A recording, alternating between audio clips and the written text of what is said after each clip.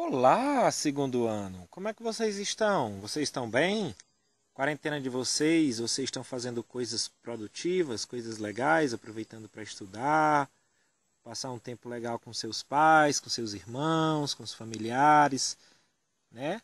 Foi bom por um lado, né? Para mim está sendo muito bom. Eu estou aqui na serra com a minha família, próximo do meu filho, próximo dos meus pais, me dedicando bastante ao jardim. Ainda estou me adaptando um pouco a essas aulas, tá, pessoal? Ainda ando um pouco ansioso com isso e tal, não está sendo muito fácil. Eu quero que sempre vocês tiverem um feedback, alguma coisa que eu possa melhorar e tal, vocês possam estar passando para mim, tá certo? Eu vou adorar, porque daí eu posso fazer vídeos mais legais. Pessoal, hoje eu gostaria que vocês colocassem... Desculpa aqui a posição do celular, deixa eu ajeitar. Eu gostaria que vocês colocassem o livro de vocês na página 345. Vamos trabalhar com a reprodução e desenvolvimento das angiospermas. Vocês lembram o que são as angiospermas? Não lembram? Pessoal, angiospermas, estou aqui com várias, né? E aí o que é que acontece? Angiospermas, quando você está sozinho por aí andando, que não tem a sua mãe, que não tem seus amigos, que não tem seus pais, que não tem seus avós, quem é que protege vocês? É o anjo da guarda, né? Vamos dizer assim, para quem acredita, né? Angiosperma, então é aquela semente protegida, tá certo? Então elas são as plantas mais recentes que nós temos aqui, tá certo? Nós aprendemos, né, que a última na linha da evolução foram as angiospermas. E pessoal, tem uma coisa bem legal. Elas, além de serem muito recentes, elas também são muito diversas. São as plantas mais diversificadas que existem, tá certo? Elas têm um tipo de tecnologia, uma diferença que podemos se dizer assim, elas possuem, tá certo? Algumas diferenças para os pinheiros, tá certo? Para as gimnospermas. Quais são? Elas possuem essas flores atrativas e possuem frutos, tá certo? As gimnospermas têm fruto, não possuem frutos, as sementes são desprotegidas, tá certo? E para que servem os frutos? Para que servem essas flores, certo? Vamos pensar um pouquinho aqui sobre polinização. Vamos procurar aqui uma flor, estava ali, mas aqui não tem flor, tá certo? Eu já vou mostrar aqui para vocês, já para adiantar, aproveitar que eu estou do lado dela, tá? Aqui elas são brácteas, tá? São brácteas, não são flores. As flores vão vir ainda, tá certo? Ó, se você olhar, você vai ver aqui o botão da flor, ó, tipo uma gotinha aqui embaixo. Ó, a folha vermelhada. E aqui, se você olhar, tem um formato de folha também, ó. São folhas modificadas para ajudar na atratividade das flores, tá certo? Algumas delas, a flor, ela vai possuir uma estrutura, eu vou procurar aqui umas flores enquanto a gente fala. Uma estrutura chamada pétala. E uma estrutura mais abaixo que ajuda a proteger ela, chamada sépala, tá certo?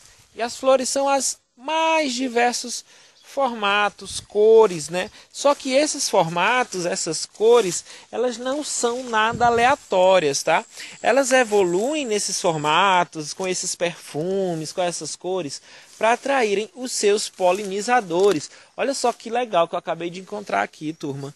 Eu não sei se está dando para vocês enxergarem. É uma flor muito didática, essa vai ser, tá certo? De urucum. Olha aí, formando aqui do lado dela já, ó.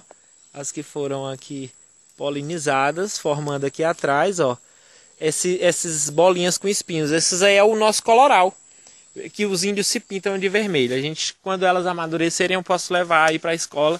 Quando passar tudo isso, a gente brincar de índio aí, se pintar de vermelho com a flor de urucum e aprendendo aqui toda a evolução das angiospermas. Turma, essa flor aqui, ela é hermafrodita. O que é que isso quer dizer? Ela é masculino e feminino ao mesmo tempo, tá certo? Olha só essa estruturinha aqui, ó. Que tem aqui, ó, com essas bolinhas penduradas. Vocês estão vendo aí? Essa estrutura aqui, ó, é o androceu. Na pontinha tem as anteras. E aqui ela vai liberar o pólen, tá certo? Aqui vai ser a pontinha, tá certo? Do pestilo, tá? É a parte final aqui do órgão feminino da planta, que ele é conhecido como gineceu. Eu vou tentar aqui aproximar, ver se vocês conseguem ver melhor.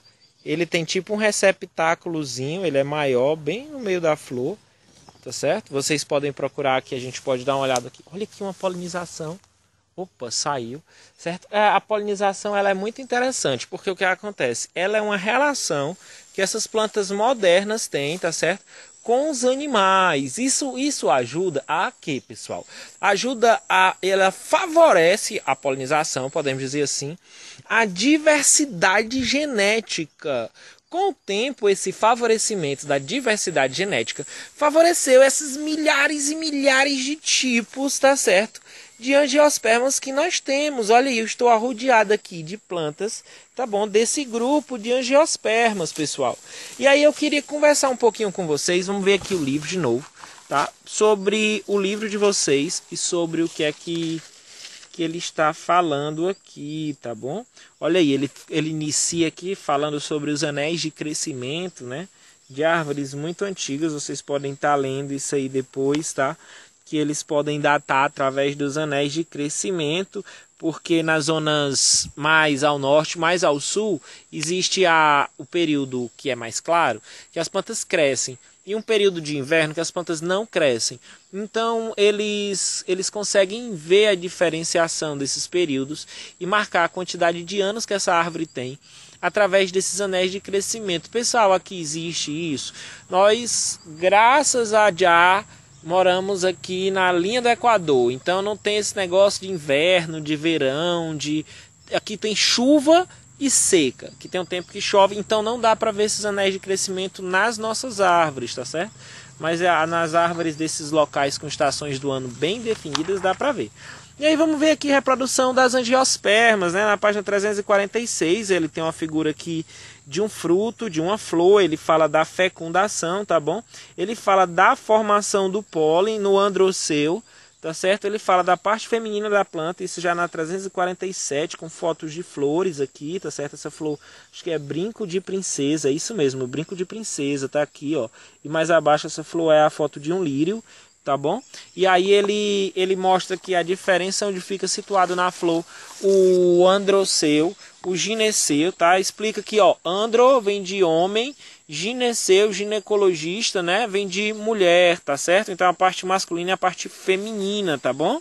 Aí ele explica sobre os estames, ó, estames do latim filete, é uma folha modificada, fértil, que os botânicos denominam de microsporófilo, geralmente constituído por uma fina haste de filete que sustenta uma estrutura dilatada na extremidade, a antera, tá? Ali onde eu mostrei na flor do urucum para vocês, aqueles pelinhos do começo, assim, com as coisinhas dilatadas no final, ele é a parte masculina, tá certo? É a antera. Lá no final é o nome daquele órgãozinho. E lá naquele órgãozinho que vai ser liberado os grãos de pólen, tá certo? E aí ele vai ali, eu vi que tinha uma mosquinha em mas pode ir abelhas e vai depender, cada flor vai ter um tipo de polinizador específico. Geralmente tem isso, tá? Tem animal que pode ir na flor se alimentar do néctar que ela produz, tá certo? Mas não polinizar, porque às vezes ela tem um polinizador específico. E algumas plantas elas têm mecanismo para não realizarem autopolinização. Algumas são macho e fêmea, tá certo? São diferenciadas, isso não vai fazer com que ela se autopolinize. Eu posso conversar com vocês sobre isso, que algumas podem se autopolinizar em momentos de estresse, mas é bem interessante isso, porque as fêmeas não possuem o cromossomo Y, então quando elas hermafroditam e elas cruzam com outras fêmeas, elas só geram fêmeas, isso é muito interessante, tá certo? Para a produção de algumas culturas. E aí o que é que acontece? A gente pode estar dando uma olhada aqui melhor sobre a reprodução, que aí ele vai falar aqui, ó, na página 348, sobre a formação do grão de pólen, tá certo? Olha aí, processo de formação do grão de pólen começa quando a flor ainda está na fase inicial do botão, ó. No início das anteras, diferenciam-se em 4 bolsas, ó, os frutos, os sacos polínicos correspondentes aos microsporângios, dentro deles células de esporos, os microsporócitos diploides dividem-se por meiose e originam células haploides denominadas microsporos. Olha aí, em seguida, cada microsporo divide-se por mitose e formam 2 células, uma grande, conhecida como célula tubo, tá certo? E a outra é célula espermática.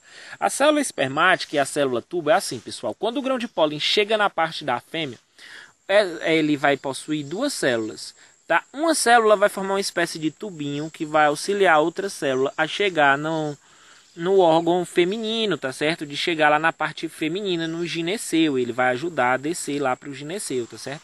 Quando chega lá, essa célula espermática, ela vai se dividir em duas, tá certo? E aí eles vão estar uma delas vai para a osfera para fecundar propriamente dito o embrião, tá certo? E a outra célula, ela vai fecundar o endosperma. Por que o endosperma? Porque as angiospermas, elas têm uma espécie de evolução muito interessante. Diferente das gimnospermas, elas têm uma dupla fecundação. O que é que isso quer dizer, galera? Uma dupla fecundação. Essa dupla fecundação é uma evolução que evita que a planta gaste energia, tá certo? Desenvolvendo o endosperma se o embrião propriamente dito, a osfera, não foi polinizada. Então, eles são polinizados simultaneamente e crescem simultaneamente, tá certo? O endosperma vai ajudar a nutrir a planta, que vai formar os cotilédones ou cotilédono da planta, tá certo? A gente vai discutir depois sobre a diferença, tá certo? Das angiospermas, que existem dois grupos principais. E aí, a osfera vai formar um embrião propriamente dito, tá certo? Então vamos lembrar, o pólen é formado por duas células, uma forma o tubo polínico e outra a célula espermática, tá certo? Que se divide em duas, tá bom? E aí essa célula espermática, depois de dividir em duas, uma vai fecundar a osfera, que vai formar um embrião, e outra vai formar um endosperma, tá? Formando assim uma célula triploide com 3 núcleos, que vai servir para reserva, tá certo? De nutrientes dessa planta, pessoal. Então é mais ou menos isso aí a parte da fecundação, tá bom? Então vamos voltar aqui no pensamento dos polinizadores, das frutas, esse tipo de coisa. Então, as plantas possuem flores para melhorar o processo de polinização, que nas plantas primitivas eram mais que quase sempre feitos pela água e pelo vento. Mas aí, como as plantas mais recentes, as angiospermas, começaram a evoluir junto com os animais, eles juntos foram adquirindo múltiplas assim dependências um dos outros, tá certo? Eu tô agora embaixo de um pé de acerola. Eu vou para ali para vocês verem. E eu tô vendo aqui uma cena lindíssima, tá? É aqui, ó. Olha aqui, ó, ver se vocês conseguem enxergar. Eu vou lá para baixo. Olha aí, ó. Eu tô aqui embaixo do pé de acerola. Cheio de acerola no chão. As acerolas bem vermelhinhas. Que delícia. Me chamam muita atenção essas acerolas. São cheirosas para mim essas acerolas. Então, se eu não tivesse atratividade por essa acerola ia crescer aqui embaixo, ó. Na sombra. Eu tendo atratividade, eu posso ir lá e chupar uma acerola bem ali. Bem ali tem sol. Bem ali está longe da mãe. Bem ali a possibilidade dessa mãe conseguir fazer com que o filho dela cresça e se desenvolva bonito e saudável vai ser muito maior do que aqui embaixo dela, na sombra. Sem nutrientes, sem luz, tá? Ó, não tá nascendo nada aqui, ó. Não tem quase luz para nascer a mãe aqui. Pegou tudo, tá certo? Então, uma evolução que ela tem relacionada com os animais são os frutos, né? Que eles são formados depois das flores serem fecundadas, tá certo? Existem os frutos verdadeiros e os falsos frutos, tá certo? E aí depois a gente pode conversar um pouco melhor sobre isso. Mas por enquanto, os frutos servem para dispersão dessas espécies de vegetais, tá certo? Eu tô jogando a acerola ali, não vai nascer, é juntar e levar para cá fazer um suco. Então você não é besta. Ó, e aí as flores, elas servem para a atração de animais polinizadores que vão ajudar a dispersar, tá certo? Aqueles gametas, facilitando assim a diversidade genética, o que dentro da evolução causou essa quantidade de espécies imensa que nós temos nesse grupo de vegetais. Nos outros não temos tanta diversidade, tá certo? E é o que acontece, flores brancas com um odor forte que só é liberado à noite. Para que serve uma flor dessa? Ela é polinizada por quem? Pessoal, quem é o polinizador da noite? Morcego ou mariposa, tá? Então, flores brancas são feitas para morcegos e mariposas. Por que ela é branca? Por que ela não podia ser branca e ajudar de dia esse branco? Ia ficar meio que se confundindo com a luz do sol e tudo. Então, as flores brancas, em geral, abrem à noite. Elas soltam, liberam seu perfume à noite porque elas necessitam dos polinizadores da noite, tá? Mariposas e morcegos, mas à noite também voam besouros. Mas as flores que são polinizadas por besouros, elas são bem diferentes, são bem específicas. Sabe uma fruta que você precisa de besouro para você tomar o suco? Graviola. Graviola, ela necessita que vá um besouro naquela flor, a flor dela, se vocês procurarem aí na internet, vocês vão ver, é uma flor super esquisita, super grossa, super diferente. Tem orquídea do gênero Catasetum, que é polinizada também por besouro, tá certo? Tem uma flor bem diferente, vocês podem procurar aí. Catasetum macrocarpo. Esse Catasetum macrocarpo, ele existe macho e fêmea, uma orquídea, né?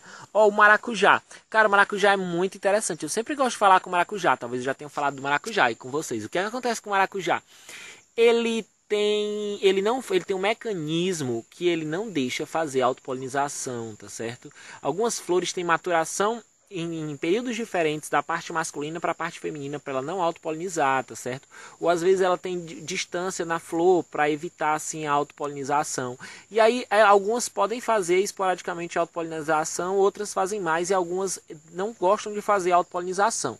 No caso, o maracujá ele tem um polinizador muito específico. Para você tomar um suco de maracujá, foi uma abelha mangangá, que eles também conhecem erroneamente como aquela besouro do cão, tá? Mas é um nome muito preconceituoso esse nome, besouro do cão, porque é um animal super benéfico e eles referenciam, ligam esse animal a coisa ruim.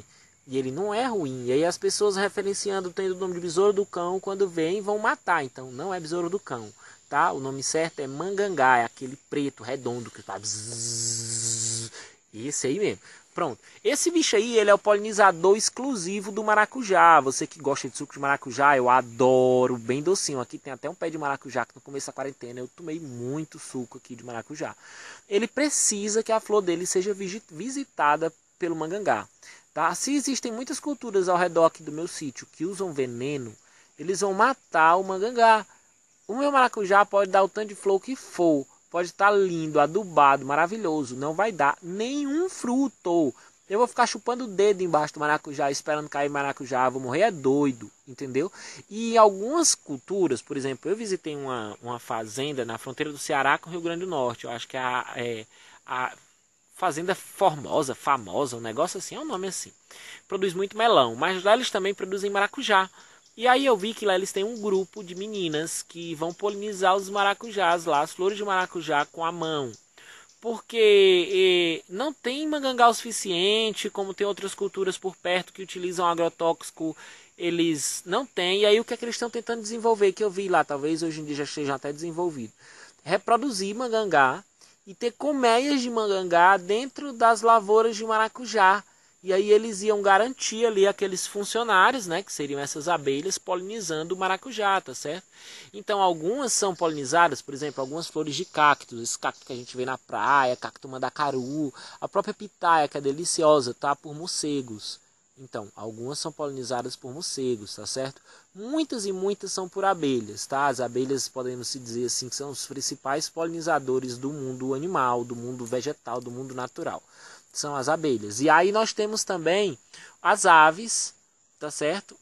Algumas são polinizadas também, podem ser polinizadas por animais, como mamíferos como a gente, como raposas, como ratinhos, como gambazinhos, tá certo? Algumas árvores possuem flores com muito néctar, que aí alguns animais, macaco, pode estar ajudando a polinizar também, entendeu? Então muitos animais eles vão ter essa relação com a polinização e também com a dispersão. Isso é muito legal, pessoal, porque mostra um envolvimento de espécies, uma dependência que se cria com o tempo, que aquela planta só consegue ser polinizada por aquele tipo específico de animal. Às vezes a flor se desenvolve e ela se desenvolve de um jeito que ela tem uma estrutura que só aquele bicho vai conseguir acessar ali o néctar dela. Por exemplo, Charles Darwin, que é o cara da evolução, né? Ele encontrou uma orquídea com um formato de flor muito esquisita. E aí ele falou que, ó, vai existir um tipo de polinizador com a boca perfeita, imensa, para encaixar aqui nessa orquídea e polinizar ela e acessar o néctar dela. E aí Darwin morreu. E esse polinizador não foi encontrado, mas depois que ele morreu, encontraram uma mariposa, olha só, com a estrutura bucal perfeita do tamanho do formato da flor da orquídea. Essa orquídea ficou muito famosa por essa história, ela se chama orquídea de Darwin, tá certo? Então, turma, eu vou procurar um link legal aqui, vou colocar para quem quiser assistir um vídeo sobre polinização, bem gostoso de se ver no YouTube, tá? Vocês podem tirar a dúvida que vocês tiverem aí comigo em relação às angiospermas e reprodução das angiospermas. Eu ainda tenho muito de angiospermas para falar e para ensinar para vocês, tá certo? Por enquanto a gente ficou um pouco aqui sobre sexo das plantas. Basicamente isso, tá? Um abraço, turma. Eu espero vocês, tá certo? Vou estar aí no chat esperando as dúvidas. Tudo de bom.